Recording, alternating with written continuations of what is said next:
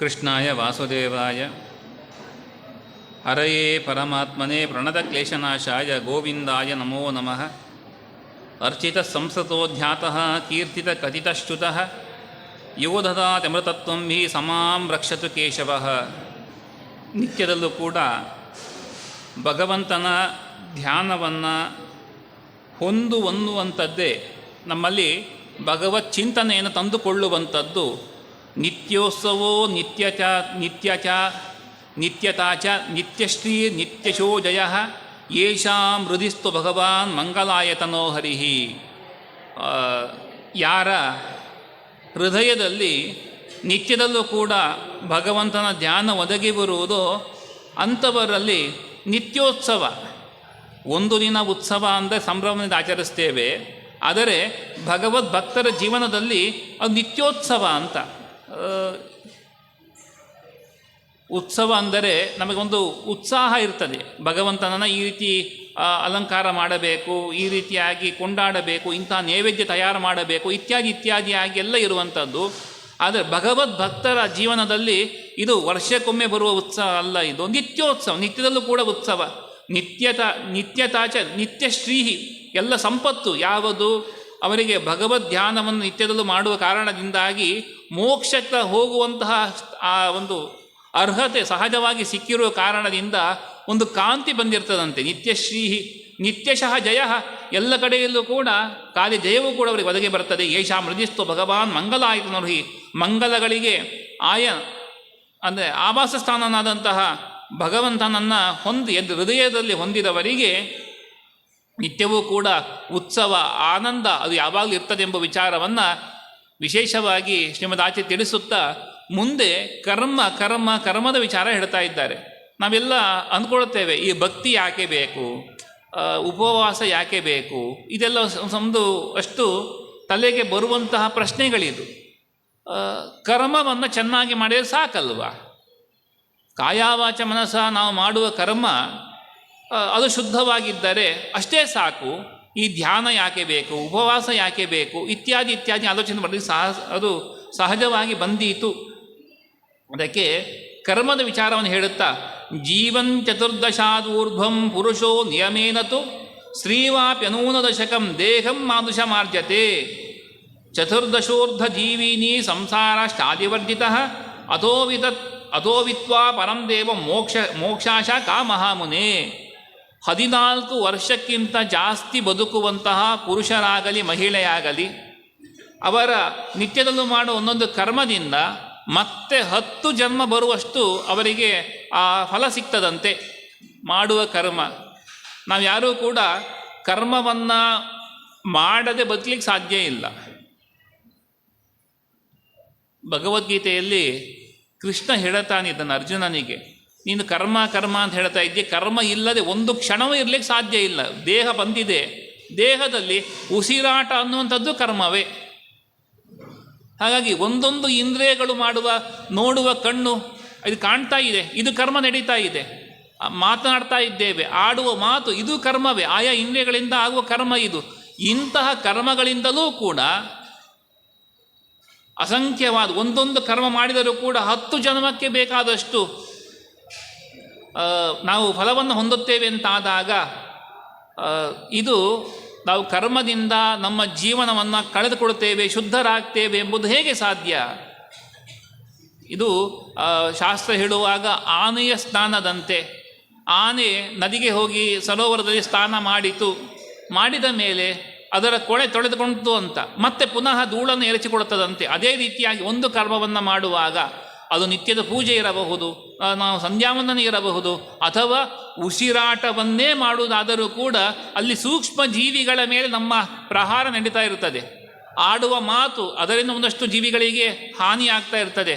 ಇಂಥ ಕ್ಷೇತ್ರಕ್ಕೆ ಬಂದಾಗ ಆ ಕ್ಷೇತ್ರದಲ್ಲಿ ನಾವು ಮಾಡುವ ಅಪಚಾರಗಳು, ಎಲ್ಲಿ ಗಟ್ಟಿ ಧ್ವನಿಯಿಂದ ಮಾತನಾಡಬಾರದು ಆದರೆ ಇಂಥ ಸ್ಥಳದಲ್ಲಿ ಗಟ್ಟಿಯಾಗಿ ಮಾತನಾಡ್ತೇವೆ, ಎಲ್ಲ ಅಪಚಾರಗಳು. ನಡೆಯಬಾರದ ಈ ಇಂದ್ರಿಯಗಳು ಮಾಡದ ಕೆಲಸವನ್ನು ಮಾಡಬಾರದ ಕೆಲಸವನ್ನು ಕೈ ಮಾಡುವಂಥದ್ದು, ನಡೆಯಬಾರದ ಕಡೆಗೆ ಕಾಲು ನಡೆದು ಹೋಗುವಂಥದ್ದು, ಇಂದ್ರಿಯಗಳು, ಮನಸ್ಸಿನಲ್ಲಿ ಕೆಟ್ಟ ಚಿಂತನೆಗಳು ಯಾವುದು ಬಾಯಿ ಬಿಟ್ಟು ಹೇಳುವುದಿಲ್ಲ, ಕೈಯಿಂದ ಮಾಡುವುದಿಲ್ಲ, ಕಾಲಿಂದ ನಡೆಯುವುದಿಲ್ಲ, ಆದರೆ ಮನಸ್ಸು ಸಂಚಾರ ಮಾಡ್ತಾ ಇರ್ತದೆ. ಹೀಗೆ ಆ ಇಂದ್ರಿಯಗಳಿಂದ ಮಾಡುವ ಕರ್ಮಗಳು ಶ್ರೀವಾಪಿ ಅನೂನದರ್ಶಕಂ ದೇಹ ಮನುಷ್ಯ ಮಾಡ್ತತೆ 10 ಜನ್ಮ ಬರಲಿಕ್ಕೆ ಬೇಕಾದಷ್ಟು ಕರ್ಮವನ್ನು ನಮಗೆ ಫಲವನ್ನು ತಂದು ಕೊಡ್ತದಂತೆ. ಹಾಗಾಗಿ ಇದರಿಂದಾಗಿ ಕರ್ಮದಿಂದ ನಾವು ಶುದ್ಧರಾಗ್ತೇವೆ ಅನ್ನುವಂಥದ್ದು ಸುಳ್ಳು. ಮತ್ತೇನು, ಭಗವತ್ ಸ್ಮರಣೆ ಯಾಕೆ ಬೇಕು, ಭಗವತ್ ತೀರ್ಥಕ್ಷೇತ್ರ ಯಾತ್ರೆ ಯಾಕೆ ಮಾಡಬೇಕು ಎಂಬ ವಿಚಾರಗಳೆಲ್ಲವೂ ಅದಕ್ಕಾಗಿ ಇರುವಂಥದ್ದು ಅಂತ ಹೇಳುತ್ತಾ ಆ ಚತುರ್ದಶಮಾತ್ ವರ್ಷಾತ್ ಕರ್ಮಾಣಿ ನಿಯಮೇನತು ದಶಾವರಾಣಾಂ ದೇಹಾನ ಕಾರಣಾನಿ ಕರೋತ್ಯಯಂ ಅಥ ಕರ್ಮ ಕ್ಷಯಾನ್ ಮುಕ್ತಿ ಕುದಯೇವ ಭವಿಷ್ಯತಿ. ಒಂದೊಮ್ಮೆ ಕರ್ಮಕ್ಷಯದಿಂದಲೇ ಮುಕ್ತಿ ಅಂತಾಗಿದ್ದರೆ ಸಾಧ್ಯವ?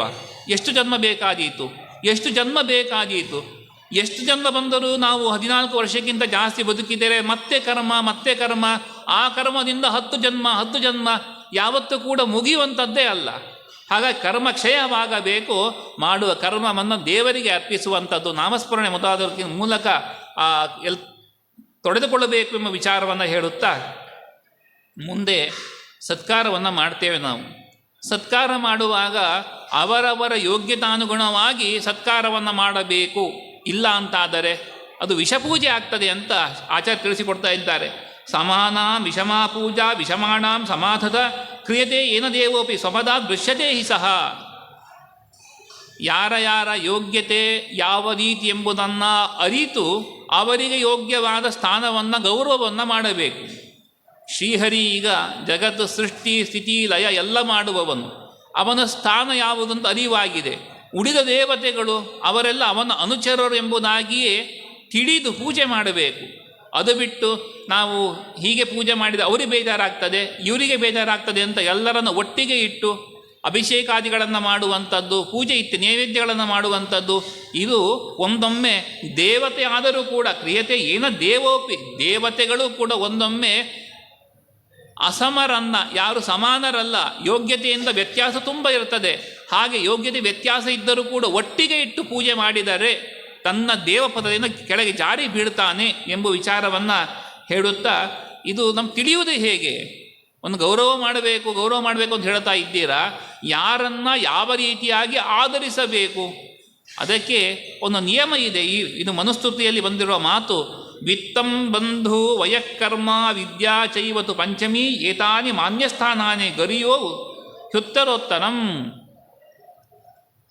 ಗೌರವ ಮಾಡುವಾಗ 5 ಗುಣಗಳನ್ನು ಹೇಳಿದ್ದಾರೆ. ಈ ಗುಣಗಳಿಂದ ನಾವು ಯಾವ ವ್ಯಕ್ತಿಗೆ ಆದರ ಮಾಡಬೇಕು, ಅವರನ್ನು ನಿರ್ಧಾರ ಮಾಡಬೇಕು ಅಂತೆ, ಅವರ ಯಾವ ಸ್ಥಾನದಿಂದ ಅವರಿಗೆ ಗೌರವ ಮಾಡಬೇಕು ಅಂತ. ಮೊದಲಿಗೆ ವಿತ್ತಂ, ದುಡ್ಡಿರುವವರಿಗೆ 5ನೇ ಸ್ಥಾನ.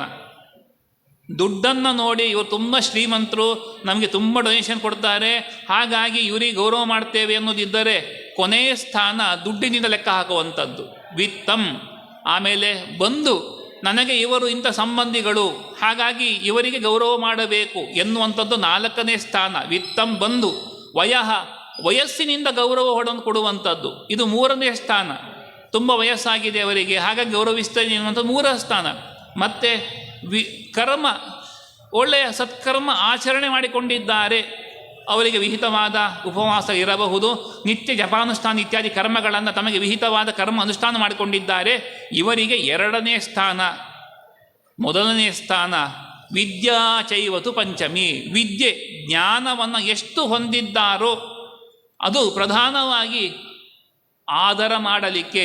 ಯಾವ ವಿದ್ಯೆ, ಲೌಕಿಕ ವಿದ್ಯೆಯಲ್ಲಿ ಇಷ್ಟು PhD ಇದೆ, ಹೆಸರಿನ ಮುಂದೆ ಇಷ್ಟೆಲ್ಲ ಹೆಸರುಗಳಿದೆ, ಹಾಗಾಗಿ ಅವರಿಗೆ ಗೌರವ ಮಾಡ್ತೇವೆ, ಈ ವಿದ್ಯೆ ಹೇಳ್ತಾ ಇಲ್ಲ. ಇಲ್ಲೇನಿದ್ರು ಆಧ್ಯಾತ್ಮಿಕ ವಿದ್ಯೆ, ನೀವು ಎಷ್ಟು ಆಧ್ಯಾತ್ಮ ವಿದ್ಯೆ ಕಲಿತಿದ್ದೀರಾ ಅಷ್ಟು ಗೌರವ. ವೇದಾಂತ ವಿಚಾರವನ್ನು ಎಷ್ಟು ಅರಿತಿದ್ದಾರೆ ಹಾಗೆ ಗೌರವವನ್ನು ಕೊಡಬೇಕು ಎಂಬುವ ವಿಚಾರವನ್ನು ತಿಳಿಸಿಕೊಡುತ್ತಾ ಏತಾನಿ ಮಾನ್ಯಸ್ಥಾನಾನಿ ಗರಿಯೋ ಹ್ಯುತ್ತರೋತ್ತರಂ. ಈ ಕ್ರಮವಾಗಿ ವಿತ್ತಂ ಬಂಧು ವಯ ಕರ್ಮ ವಿದ್ಯಾ, ಒಂದಕ್ಕಿಂತ ಒಂದು ಶ್ರೇಷ್ಠ.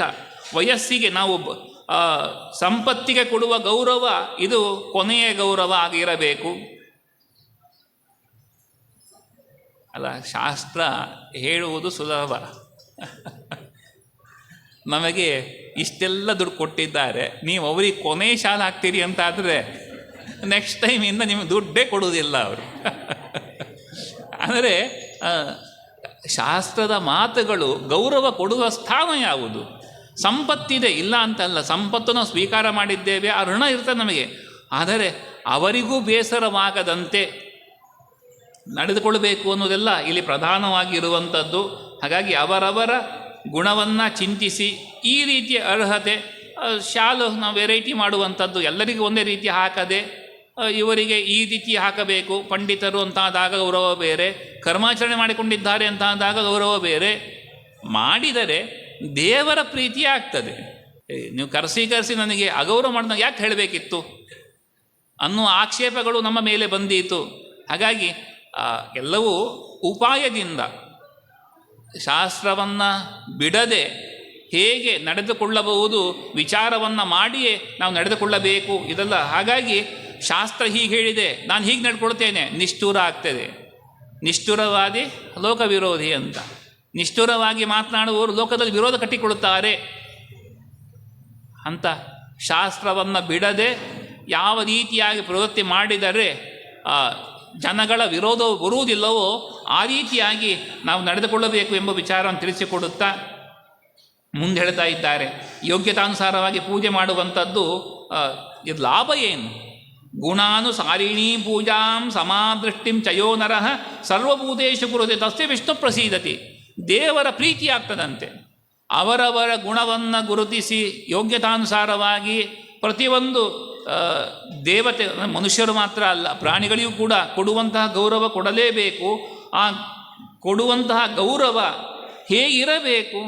ನಮಗೆ ದೇವರ ಪ್ರೀತಿಗೆ ಕಾರಣವಾಗುವಂತೆ ಇರಬೇಕು. ಅಂದರೆ ಯೋಗ್ಯತಾನುಸಾರವಾಗಿ. ಇದು ನಾವು ಊಟ ಮೊದಲು ಎಲ್ಲ ಕಡೆ ಕಾಣ್ತೇವೆ. ಇದು ಯಾವುದೇ ಒಂದು ಕಂಪನಿಯಲ್ಲಾದರೂ ಕೂಡ ಸಂಬಳ ಎಲ್ಲರಿಗೂ ಒಂದೇ ರೀತಿ ಸಂಬಳ ಇರುವುದಿಲ್ಲ. ಅಥವಾ ಊಟ ಕುಳಿತಾಗ ಎಲ್ಲರಿಗೂ ಒಂದೇ ರೀತಿ ಬಳಸಿದರೂ ಕೂಡ ಅದು ವ್ಯರ್ಥ ಆಗ್ತದೆ. ಪುಟ್ಟ ಮಗುವಿಗೆ ಹಾಕುವ ಊಟ ದೊಡ್ಡ ವ್ಯಕ್ತಿಗೂ ಅಷ್ಟೇ ಸಮಾನ ಹಾಕಿದರೆ ಅಲ್ಲೇ ಇಲ್ಲ. ಮಗುವಿಗೆ ಎಷ್ಟು ಸ್ವೀಕಾರ ಮಾಡ್ತದೆ ಅಷ್ಟೇ ಮಾತ್ರ ಹಾಕಬೇಕು, ದೊಡ್ಡವರು ಎಷ್ಟು ಸ್ವೀಕಾರ ಮಾಡ್ತಾರೆ ಅಷ್ಟು ಹಾಕಿದಾಗ ಇದನ್ನು ತಾರತಮ್ಯ ಅಂತ ಹೇಳುವುದಿಲ್ಲ. ಅಥವಾ ಯಾರಿಗೆ ಆರೋಗ್ಯ ಸಮಸ್ಯೆ ಇದೆ ಅಥವಾ ಜ್ವರ ಇತ್ಯಾದಿಗಳು ಬಂದಿದೆ, ಅವರಿಗೆ ತಿನ್ನಲಿಕ್ಕಾಗೋದಿಲ್ಲ, ಹಾಗಾಗಿ ಬೇಡ ಅಂತ ಹೇಳಿದಾಗ ಇಲ್ಲ ನೋಡಿ, ನಿಮ್ಮ ಪಕ್ಕದಲ್ಲಿ ಇಷ್ಟು ಹಾಕಿದ್ದೇವೆ, ಆ ಕಡೆಯಲ್ಲಿ ಇಷ್ಟು ಹಾಕ್ತಾ ಇದ್ದೇವೆ, ನಿಮಗೂ ಅಷ್ಟೇ ಹಾಕ್ತೇನೆ ಅಂತ ಹಠ ಹಿಡಿಯುವಂಥದ್ದು ವ್ಯರ್ಥ. ಅದು ಹಾಗಲ್ಲ. ಅವರಿಗೆ ಯೋಗ್ಯತೆ, ಈಗ ನನಗೆ ಈಗ ಆರೋಗ್ಯ ಸರಿ ಇಲ್ಲ, ನಾನು ಇಷ್ಟೇ ಸ್ವೀಕಾರ ಮಾಡೋ ಸಾಮರ್ಥ್ಯ ಇಲ್ಲ. ನಿನ್ನೆ ದಿನ 4 ಇಡ್ಲಿ ತಿಂತಾ ಇದ್ರಿ, ಇವತ್ತು 2 ಸಾಕಂತ ಇದ್ದೀರಾ? ಇಲ್ಲ, ಅಜೀರ್ಣ ಆಗಿದೆ, ಸಾಕು ನನಗೆ. ಅವರ ಹೊಟ್ಟೆ, ಅವರ ಆರೋಗ್ಯ ನೋಡಿ ಗೌರವಿಸುವಂಥದ್ದು. ಇಲ್ಲಿ ತಾರತಮ್ಯ ಅಂದರೆ ಅವರ ಯೋಗ್ಯತೆ, ಇವರಿಗೆ ಇಂಥ ಯೋಗ್ಯತೆ ಇದೆ, ಹಾಗ ಗೌರವ. ಕೆಲಸ ಮಾಡುವುದರಲ್ಲಿ ಕೆಳ ಸ್ಥಾನದಲ್ಲಿರುವ ವ್ಯಕ್ತಿಗೂ ಕೂಡ ಮೇಲೆ ಇಡೀ ಸಂಸ್ಥೆಯ ನೇತೃತ್ವ ವಹಿಸುವ ಆ ವ್ಯಕ್ತಿಗೂ ಸಮಾನವಾಗಿ ಸಂಬಳ ಕೊಡ್ತೇವೆ ಅಂದರೆ ಇದು ಯಾರೂ ಕೂಡ ಒಪ್ಪುವಂಥದ್ದಲ್ಲ. ಈ ಸ್ಥಾನದಲ್ಲಿ ಇದ್ದಾಗ ಇವರು ಮಾಡೋ ಕರ್ಮ ಹೀಗಿದೆ, ಅದಕ್ಕನುಗುಣವಾಗಿ ನಾವು ಗೌರವಿಸಬೇಕು, ಸಂಬಳ ಕೊಡುವಂಥದ್ದು. ಅದೇ ರೀತಿ ಶಾಸ್ತ್ರ ಹಿಡಿದ ಮಾತಿದು. ಮಧ್ವಾಚಾರ್ಯರ ನಮ್ಮ ದ್ವೈತ ಸಿದ್ಧಾಂತದ ಮೇಲಿರೋ ದೊಡ್ಡ ತಾರತಮ್ಯ ಅಂದರೆ ಆರೋಪ ಇದು. ತಾರತಮ್ಯ ಮಾಡ್ತಾರೆ ಅಂತ. ತಾರತಮ್ಯ ಮಾಡುವುದು ಎಲ್ಲಿ, ಹೇಗೆ ಮಾಡಬೇಕು, ಇದು ಶಾಸ್ತ್ರವಿಹಿತವಾದ ಮಾತು. ಶ್ರೀಮದಾಚಾರ್ಯ ತಾವು ಹುಟ್ಟು ಹಾಕಿದ್ದಲ್ಲ ಇದು. ಮನುಸ್ಮೃತಿ ಮೊದಲಾದ ಸ್ಮೃತಿಗ್ರಂಥಗಳಲ್ಲಿ ಇರುವ ಮಾತನ್ನೇ ಶ್ರೀಮದಾಚಾರ್ಯರು ಅದನ್ನು ತಾವು ತೋರಿಸಿಕೊಟ್ಟಿದ್ದಾರೆ. ಆ ದೃಷ್ಟಿಯಿಂದ ಅವರವರ ಯೋಗ್ಯತಾನುಗುಣವಾಗಿ ಗೌರವವನ್ನು ಮಾಡಬೇಕು ಅಂತ ತಿಳಿಸುತ್ತಾ ಮುಂದೆ ಯಥಾ ಸುಹೃತ್ಸು ಕರ್ತವ್ಯಂ ಪಿತೃಶತ್ರು ಸುತೇಶು ಚ ತಥಾ ಕರೋತಿ ಪೂಜಾದಿ ಸಮಬುದ್ಧಿ ಸಬುಚ್ಯತೆ. ಪೂಜೆಯನ್ನು ಮಾಡುವಾಗ ಸಮಬುದ್ಧಿ ಅಂತ ಹೇಳ್ತಾರೆ. ಎಲ್ಲರಲ್ಲೂ ಕೂಡ ಸಮಾನವಾಗಿ ಅವರವರ ಯೋಗ್ಯತಾನುಸಾರವಾಗಿ ಪೂಜೆ ಮಾಡಿದವರಿಗೆ ಸಮಬುದ್ಧಿ ಅಂತ. ಯಾರಲ್ಲಿ ಅಂತ ವಿಚಾರ ಹೇಳಿದಾಗ ಸುಹೃತ್ ಸ್ನೇಹಿತರಲ್ಲಿ ಮಾಡುವ ಗೌರವ, ತಂದೆ ಶತ್ರು ಆಗಿರಬಹುದು, ಅವನಿಗೆ ಯಾವ ರೀತಿ ಗೌರವ ಕೊಡಬೇಕು, ಇಲ್ಲ ನಮ್ಮ ಮಿತ್ರನಿಗೆ ಕೊಡುವಂಥ ಗೌರವವೇ ಶತ್ರುವಿಗೆ ಕೊಡಬೇಕು ಅಂತ ಶಾಸ್ತ್ರ ಹೇಳ್ತಾ ಇಲ್ಲ. ಅಥವಾ ತಂದೆ ಕೊಡೋ ಗೌರವವನ್ನು ನನ್ನ ಸ್ನೇಹಿತನಿಗೆ ಕೊಡಬೇಕು ಅಂತ ಶಾಸ್ತ್ರ ಹೇಳ್ತಾ ಇಲ್ಲ. ತಂದೆಯೇ, ಸ್ನೇಹಿತನೇ, ಶತ್ರುವೇ, ಅವರವರಿಗೆ ಯೋಗ್ಯವಾದ ಗೌರವ ಹೇಗೆ ಕೊಡಬೇಕು ಅದೇ ರೀತಿಯ ಕೊಟ್ಟವನಿಗೆ ಸುತೇಶು ನನ್ನ ಮಗ ಎಂಬ ಅಭಿಮಾನದಿಂದ ಮಾಡುವಂಥದ್ದಲ್ಲ. ಹೀಗೆ ಅವರವರಿಗೆ ಯೋಗ್ಯವಾಗಿ ಯಥಾಕರೋತಿ ಪೂಜಾದಿ, ಯಾರು ಈ ರೀತಿಯಾಗಿ ಅವರ ಯೋಗ್ಯವಾದ ಗೌರವವನ್ನು ಮಾಡ್ತಾರೋ ಅವನನ್ನು ಸಮಬುದ್ಧಿ ಅಂತ ಶಾಸ್ತ್ರ ತಿಳಿಸಿಕೊಡ್ತದೆ ಎಂಬ ವಿಚಾರವನ್ನು ಹೇಳುತ್ತಾರೆ. ಇದು ಅನ್ಯ ಸ್ಮೃತಿಯಲ್ಲಿ ಬರುವ ವಾಕ್ಯವನ್ನು ಸಂಗ್ರಹ ಮಾಡಿದ್ದಾರೆ. ವೈಷ್ಣವೇಶು ಅನ್ಯಭಕ್ತೇಶು ಬ್ರಾಹ್ಮಣೇಶು ಇತರೇಶು ಚ ಕರೋತಿ ಸಮತಾಂ ಯೋ ಹಿ ಬ್ರಹ್ಮಹತ್ಯಾಂ ಲಭೇ ಸಹ. ಜ್ಞಾನಿಗೆ ಮಾಡುವ ಗೌರವ, ಜ್ಞಾನ ಇಲ್ಲದೆ ಇರುವವರಿಗೆ ಮಾಡುವ ಗೌರವ ಸಮಾನವಾದರೆ, ಮುಂದೆ ಸಮದೃಷ್ಟಿ ಅಂತ ಹೇಳಿದರು. ಈಗ ಎಲ್ಲರಲ್ಲೂ ಕೂಡ ಅವರವರ ಯೋಗ್ಯತಾನುಸಾರವಾಗಿ ನಡೆದುಕೊಳ್ಳುವಂಥದ್ದು ವಿಶೇಷವಾಗಿ ಸಮದೃಷ್ಟಿ ಅಂತ. ಇದಕ್ಕೆ ಬೇರೆ ಬೇರೆ ಸ್ಮೃತಿ ಗ್ರಂಥಗಳು ತಿಳಿಸಿಕೊಡ್ತದೆ. ವಿಪ್ರಾಣಾಂ ಜ್ಞಾತತೋದ್ಯಷ್ಟಂ, ವಿಪ್ರರಲ್ಲಿ ಯಾರು ದ್ವಿಜ 2 ಜನ್ಮವುಳ್ಳವರು, ಉಪನಯನಾದಿ ಸಂಸ್ಕಾರ ಉಳ್ಳವರು, ಅವರಲ್ಲಿ ಜ್ಞಾನತಃ ಶ್ರೇಷ್ಠ, ಯಾರಲ್ಲಿ ಜ್ಞಾನ ಜಾಸ್ತಿ ಇದೆ ಅವರು ಶ್ರೇಷ್ಠರು.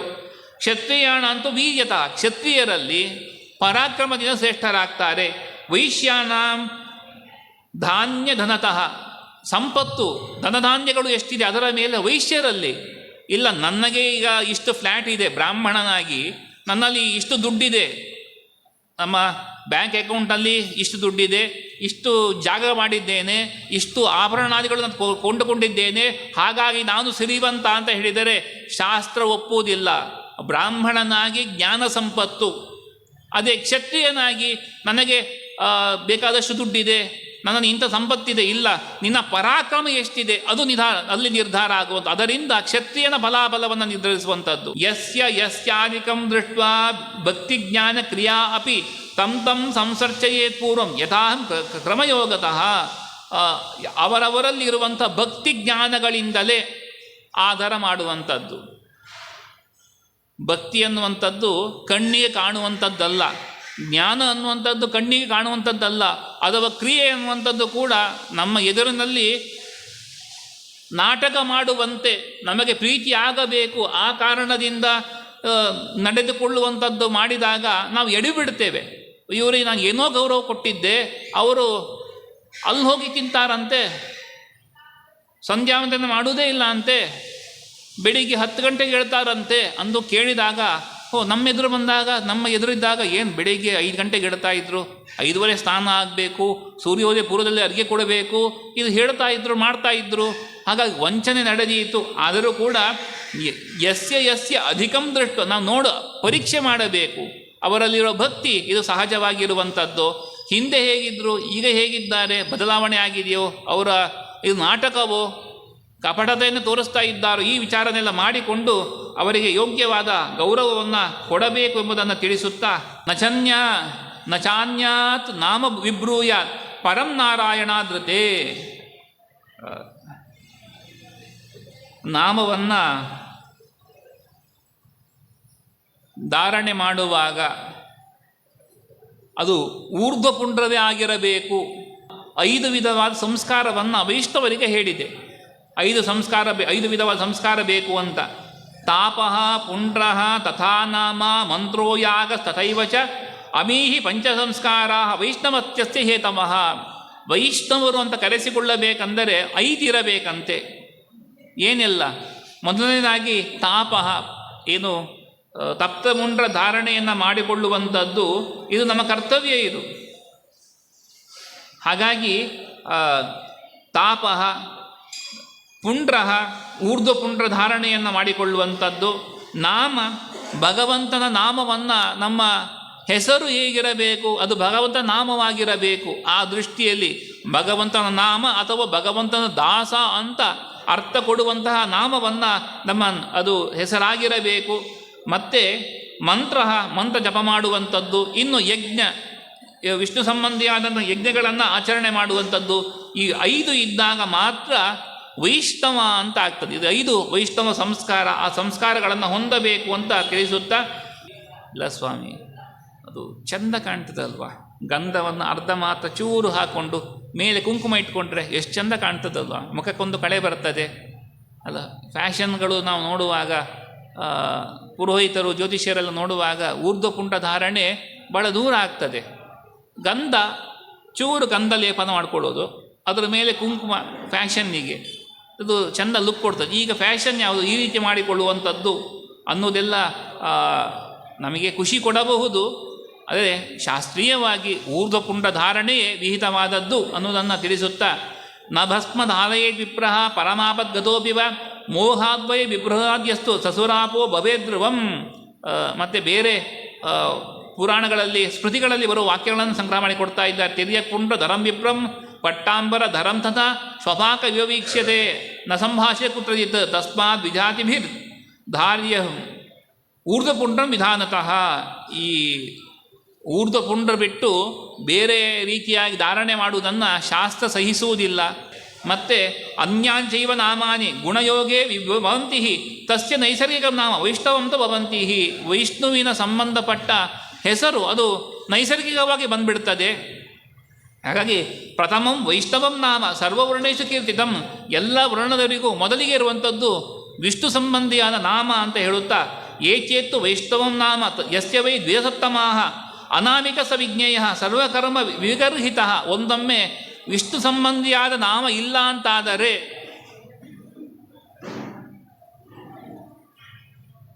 ನಮ್ಮ ಹೆಸರು ವಿಷ್ಣು ಸಂಬಂಧಿಯಾದ ನಾಮ ಅಲ್ಲ ಅಂತಾದರೆ, ಏಚೇತು ವೈಷ್ಣವಂ ನಾಮ ಯಸ್ಯವೇ ದ್ವಿಜಸತ್ತಮಾಹ ಅನಾಮಿಕ, ಒಂದೊಮ್ಮೆ ಅವನ ಹೆಸರು ವಿಷ್ಣು ಸಂಬಂಧ ನಾಮ ಅಲ್ಲ ಅಂತಾದರೆ ಅವನಿಗೆ ಅನಾಮಿಕ ಅಂತ ಶಾಸ್ತ್ರ ಹೇಳುತ್ತದೆ. ಅವನು ಎಲ್ಲ ಸರ್ವ ಕರ್ಮ ವಿಗರ್ಹಿತ, ಯಾವ ಕರ್ಮಾಚರಣೆ ಕೂಡ ಅವನು ಅಯೋಗ್ಯನಾಗ್ತಾನೆ. ಹಾಗಾಗಿ ದೇವರ ನಾಮವನ್ನೇ ಇಟ್ಟು ನಾಮಕರಣವನ್ನು ಮಾಡಬೇಕು ಎಂಬುದು ಇದು ಶಾಸ್ತ್ರದ ಚಿಂತನೆ. ಇದು ಆ ದೃಷ್ಟಿಯಲ್ಲಿ ಒಂದೊಮ್ಮೆ ನಮ್ಮ ತಂದೆ ತಾಯಿಯರು ಗೂಗಲ್ಗೆ ಶರಣಾಗಿ ಅರ್ಥವೇ ಗೊತ್ತಿಲ್ಲದ ಹೆಸರನ್ನು ಸೃಷ್ಟಿಸಿ ಇದು ಅಲ್ಲಿದೆ ಇಲ್ಲಿದೆ ಅಂತ ಹೆಸರಿಟ್ಟರೂ ಕೂಡ ನಮಗೆ ಬುದ್ಧಿ ಬಂದ ಮೇಲೆ ನಮ್ಮ ಹೆಸರನ್ನು ಬದಲಿಸಿಕೊಳ್ಳಲಿಕ್ಕೆ ಅವಕಾಶ ಇದೆ. ಕಾನೂನಿ ರೀತಿಯ ಹೆಸರು ಬದಲಾಯಿಸಿಕೊಳ್ಳೋ ಅವಕಾಶ ಇದೆಯಲ್ವ. ನಾನು ಇಂತಹ ದೇವರ ಭಕ್ತ ದಾಸನೆಂಬುವ ಅರ್ಥ ಕೊಡುವಂತಹ ಹೆಸರನ್ನು ಕೂಡ ಇಟ್ಟುಕೊಳ್ಳಲಿಕ್ಕೆ ಅವಕಾಶ ಇರುವುದರಿಂದ ಒಂದೊಮ್ಮೆ ನಮ್ಮ ನಾಮ ಅದಿರ್ತದಲ್ವ, ತಂದೆ ಹೆಸರು ಒಂದು ಹೆಸರಿನ ಒಂದು ಅಕ್ಷರವನ್ನು ಮೊದಲು ಇರ್ತಾ ಇತ್ತು. ಮನೆಯಲ್ಲಿ ಹಿರಿಯರ ಹೆಸರಿಡುವಂಥದ್ದು, ಅಜ್ಜನ ಹೆಸರನ್ನು ಮೊಮ್ಮನಿಗೆ ಇಡುವಂಥ ಕ್ರಮ ಇತ್ತು. ಕಾಲ ಬದಲಾದಂತೆ ಎಲ್ಲ ವ್ಯತ್ಯಾಸ ಆಗ್ತಾ ಹೋಗ್ತದೆ. ಈಗ ಅದು ಒಂದು ಸ್ವಲ್ಪ ಟ್ರೆಂಡು ಇತ್ತು. ತಂದೆಯ ಹೆಸರಿನ ಅಕ್ಷರ ಒಂದು, ತಾಯಿಯ ಹೆಸರಿನ ಅಕ್ಷರ ಒಂದು, ಎಲ್ಲ ಸೇರಿಸಿ ಒಂದು ಹೆಸರನ್ನು ಸೃಷ್ಟಿಸಿ ಚಿಂತಿಸಿ ಅದು ಇಡ್ತಾ ಇದ್ದರು. ಈಗ ನಮ್ಮ ಮಕ್ಕಳು ತರಗತಿಗೆ ಹೋಗುವಾಗ ಶಾಲೆಯಲ್ಲಿ ಇಂಗ್ಲೀಷ್ ಅಕ್ಷರಗಳಲ್ಲಿ ಯಾವುದು ಬರ್ತದೋ ಮೊದಲಿಗೆ ಆ ಅಕ್ಷರವು ಆರಂಭವಾದಷ್ಟು ಅನುಕೂಲ ಅನ್ನೋ ದೃಷ್ಟಿಯಿಂದ ಅದಕ್ಕೆ ಸಂಬಂಧಪಟ್ಟಂಥ ಹೆಸರನ್ನು ಇಡುವಂಥದ್ದು ಇದೆ ಅಲ್ವಾ. ಒಟ್ಟಿನಲ್ಲಿ ನಮ್ಮ ಹೆಸರು ಸ್ಪೆಷಲ್ ಆಗಿರಬೇಕು ಇಷ್ಟೇ ಚಿಂತನೆ ಬರುತ್ತದೆ.